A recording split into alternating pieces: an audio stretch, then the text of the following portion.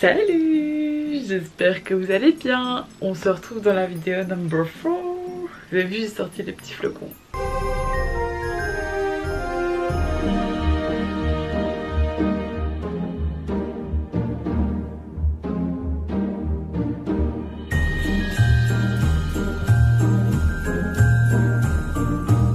Aujourd'hui on se retrouve dans une recette qui va vous être très utile. Enfin, vu la situation actuelle, vu le froid et vu le Covid où on doit tout le temps se laver les mains, ou avec le froid ça n'aide pas, ça gerce les mains à crever, je pense que je peux vous sauver la vie. Tu l'as sûrement deviné, on va faire un baume réparateur pour les petites mains. Avant de commencer, je vais juste vous faire 2-3 focus sur certains ingrédients qui méritent une explication. Comme ça sera plus simple quand on fera la recette. La base de la recette, ça va être beaucoup d'huile et du beurre de karité pour vraiment venir nourrir les mains. Pour le côté hydratation, on va utiliser de la glycérine végétale et donc ça c'est vraiment un agent hydratant. On va utiliser aussi de la cire d'abeille. Donc ça c'est vraiment un agent de texture pour les baumes et les crèmes. À ça on va ajouter de la vitamine E, ça va être un antioxydant et donc ça va permettre à tes huiles de rancir moins vite en fait. Après je te propose 2 ingrédients que t'es pas obligé de mettre, ça c'est tu choisis, si t'en as, si t'en as pas c'est pas grave. Donc de 1 on part sur une fragrance, donc comme je te l'ai dit dans cette vidéo, la fragrance ça va vraiment te permettre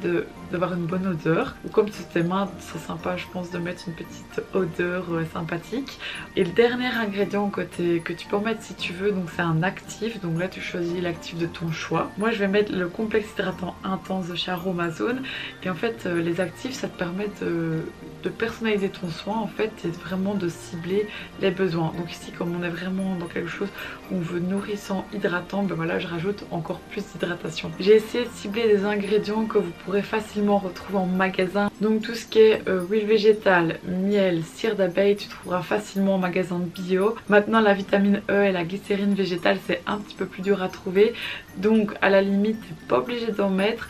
La glycérine ben ça sera moins hydratant et si t'as pas de vitamine E bah alors utilise-la le plus rapidement possible. Si tu utilises rapidement tes huiles n'auront pas le temps de rancir, c'est l'option que je te propose à la limite. Voilà, et les autres ingrédients t'es pas obligé de les mettre, donc si tu les as pas c'est pas trop un problème. Donc normalement c'est facile à trouver, la recette est facile à réaliser, j'espère que tu vas la faire et que tu auras des belles mains. Ah oui, et dernière chose à savoir, ne mets pas un pull comme moi parce que, enfin je vais le changer de toute façon, mais ne mets pas ça parce qu'avec tes grandes manches comme ça c'est un petit peu galère, tu vas en mettre partout et c'est pas très hygiénique pour tes produits. Donc soit tu fais un beau nœud ou tu la remontes ou alors tu changes de pull tout simplement.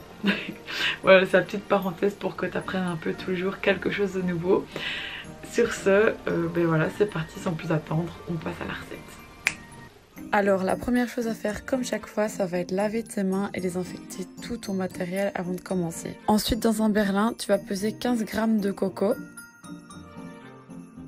Tu vas y ajouter 10 g de beurre de karité. Ensuite, tu vas mettre 5 g d'huile d'avocat et tu termineras avec 4 g d'huile de jojoba. Dans ce même berlin, tu vas pouvoir ajouter 3 g de cire d'abeille. Alors, je n'avais pas de cire d'abeille. Je me suis rendu compte après vous avoir fait l'intro. Du coup, j'ai cherché parmi les émulsifiants que j'avais et l'oliven 1000 était celui qui correspondait le mieux. Ensuite, j'ai ajouté 3 g de miel et j'ai placé le berlin au bain-marie.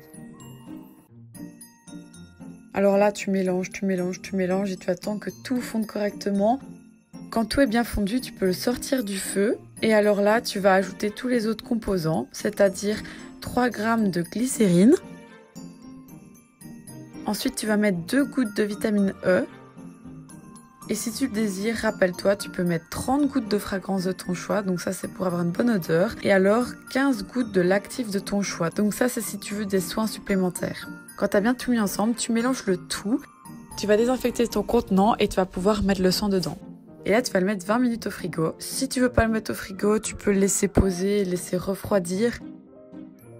Voilà, donc après ça, tu as déjà une jolie texture. Moi, j'ai voulu aller plus loin et je l'ai transformé en baume fouetté pour qu'il soit plus onctueux. J'ai passé un petit coup de fouet à l'intérieur et ça a donné un effet un peu plus crémeux et ça sera plus facile à prendre. Et donc voilà le résultat. Je me suis dit que c'était un petit peu plus sympa qu'un truc tout plat. Donc voilà, c'était le petit fun de la fin. Et donc voilà, c'est fini pour la recette.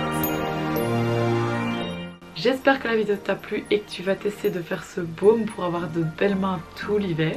Si tu reproduis ce baume, n'hésite pas à m'identifier, comme ça je pourrais voir ce que tu fais et ça me fait toujours plaisir d'avoir des retours, donc voilà, n'hésite pas. Je te dis à bientôt et on se retrouve très vite dans une prochaine vidéo. Allez, ciao!